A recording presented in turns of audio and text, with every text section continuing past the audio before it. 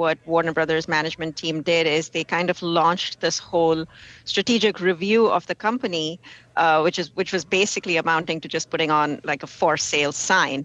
So, we know that they wanted to already split their company into two parts. You have the low growth business, which was TV networks. You have the other high growth streaming and studios. But really the problem for Warner Brothers Discovery was that they were, I guess the way that people were thinking about it was not everybody was kind of incentivized to put in a bid for the whole company other than Paramount. And this is really the way that they kind of drum up interest from everybody to kind of get that sale process going. So where does Paramount stand? I mean, wasn't their offer too low? Are they going to come back? What are they doing now? Yeah, so, we had a Bloomberg report suggesting that Paramount made a $20 per share offer, which was rejected. There were multiple reports this morning suggested that Paramount actually made several bids for Warner Brothers Discovery, all higher than that reported $20 price. So probably somewhere even upwards of $25.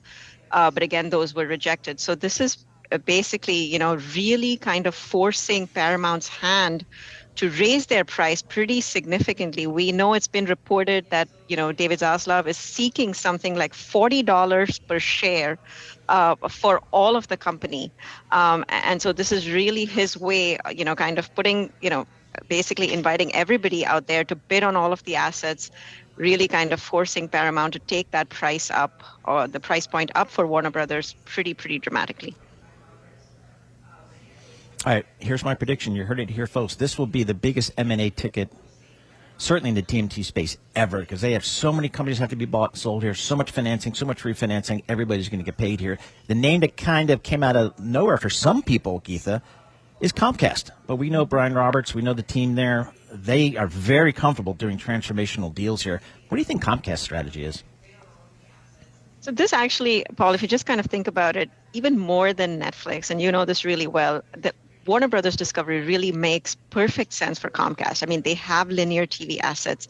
They have a streaming business with Peacock. They have a fabulous studio with Universal. They could do a lot with the Warner Brothers Discovery assets. And I think everybody's kind of looking at this as a once in a generation, as a once in a lifetime opportunity. I mean, you let Warner Brothers Discovery go, there's really nothing else on the market that even compares, that even comes close to these assets. I mean, you have top tier IP here, whether you're thinking about DC Comics or Harry Potter or Game of Thrones. So everybody knows they have to do something. I think it makes a lot of sense for Comcast.